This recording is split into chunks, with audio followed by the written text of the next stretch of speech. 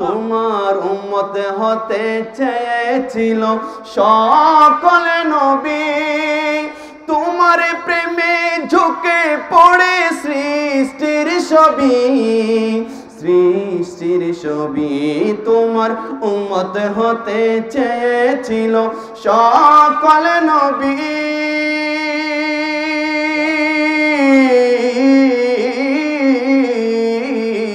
তোমার উম্মত হতে চেয়েছিল সকল নবী, তোমার প্রেমে ঝুঁকে পড়ে সৃষ্টির ছবি, সৃষ্টির ছবি। আমি সেই নবীর উম্মত হতে পেরেছি, আমি সেই নবীর উম্মত হতে পেরেছি।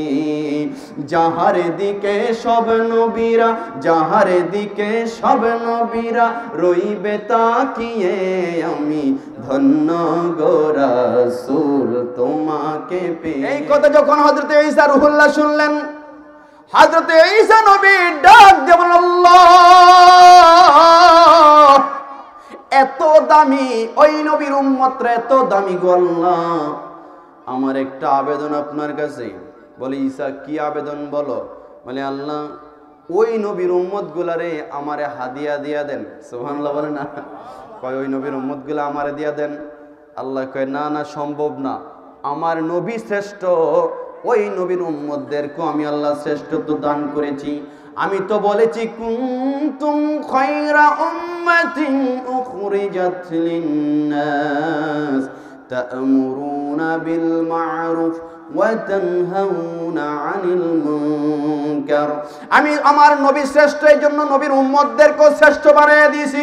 এইবার ঈসা পয়গম্বর ডাক দিয়ে বলেন, আল্লাহ যদি আপনার ওই নবীর উম্মতদেরকে আমারে না দেন, আল্লাহ আপনার কাছে আমার ফাইনাল আখেরি ফরিয়াদ, আল্লাহ গো যদি উম্মত গুলা না দেন তাহলে আমি ঈসারে ওই নবীর গোলাম বানায়া দেন।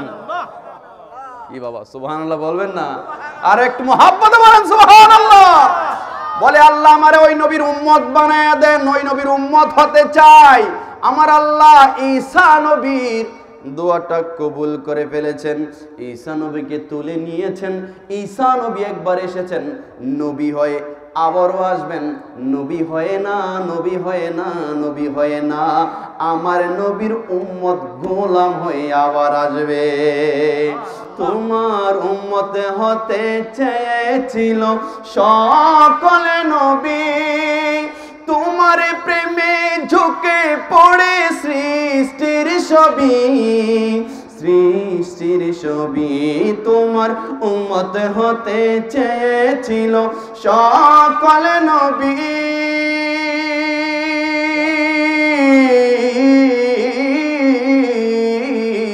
তোমার উম্মত হতে চেয়েছিল সকল নবী, তোমার প্রেমে ঝুঁকে পড়ে সৃষ্টির ছবি, সৃষ্টির ছবি। আমি সেই নবীর উম্মত হতে পেরেছি, আমি সেই নবীর উম্মত হতে পেরেছি। যাহার দিকে সব নবীরা, যাহার দিকে সব নবীরা রইবে তাকিয়ে, আমি ধন্য গো রাসূল তোমাকে পেয়ে, আমি ধন্য গো রাসূল পেয়ে, আমি আরো বেশি ধন্য তোমার উম্মত হয়ে, আমি আরো বেশি ধন্য তোমার উম্মত হয়ে, আমি ধন্য গো রাসূল। আমার বন্ধুরা, আমার বাবারা বলছিলাম নবী শ্রেষ্ঠ, এই জন্য নবীর উম্মত শ্রেষ্ঠ।